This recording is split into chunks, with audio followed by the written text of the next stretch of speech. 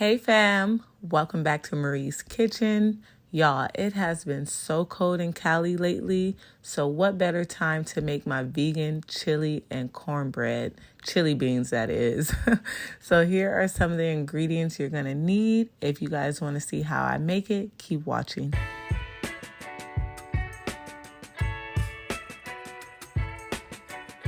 So first we're going to start by chopping our veggies. I'm taking one whole yellow bell pepper and one whole green bell pepper. Chop them up into bite-sized pieces.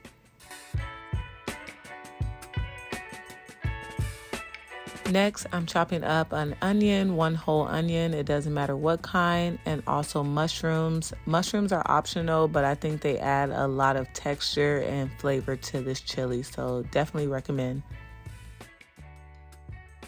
So once all your veggies are chopped, we're going to go ahead and saute them. Go ahead and add some oil to your pan, just enough to coat the bottom. And we're going to cook these on a medium heat for about 3 to 5 minutes or until they're nice and translucent.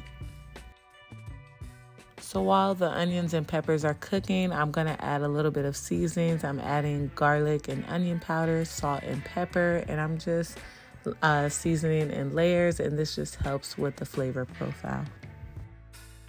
So once your onions and peppers cook down, go ahead and add your mushrooms, give that a good mix, and let it cook for about another 3 to 5 minutes or until the mushrooms are nice and soft.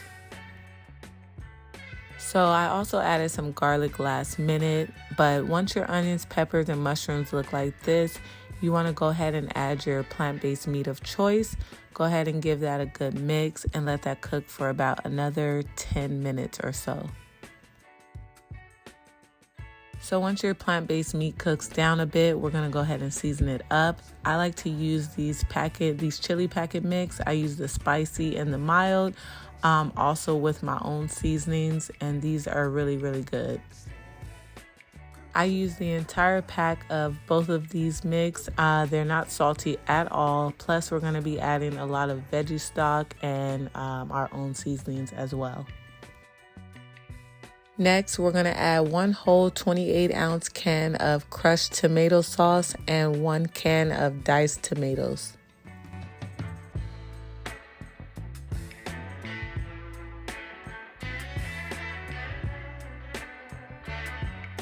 Next, you're going to add your beans of choice. I'm using 4 cans of pinto beans and 2 cans of black beans. Once you add all your beans, go ahead and give it a good mix. Make sure everything is well incorporated. So I underestimated how much chili I was actually making. So I had to transfer it to a bigger pot, as you can see here, so I can have room for the liquid. I'm adding about 3 to 4 cups of veggie stock or veggie broth, whatever you have on hand.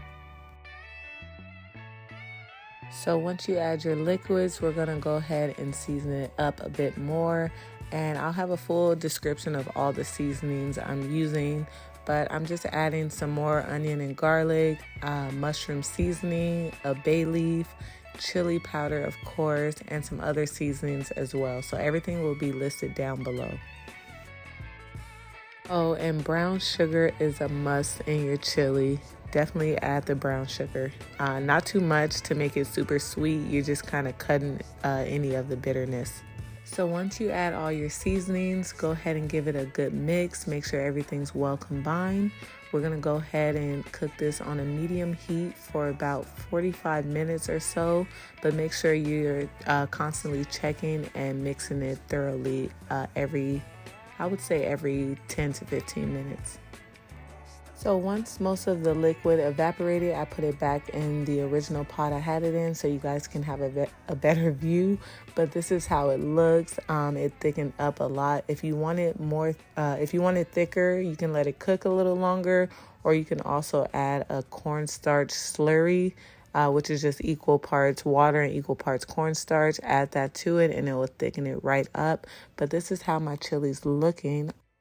So once my chili was done, I made some cornbread, and I made like a little cornbread bowl. I put my chili in the center. I added some vegan cheese and some vegan sour cream with some green onions on top.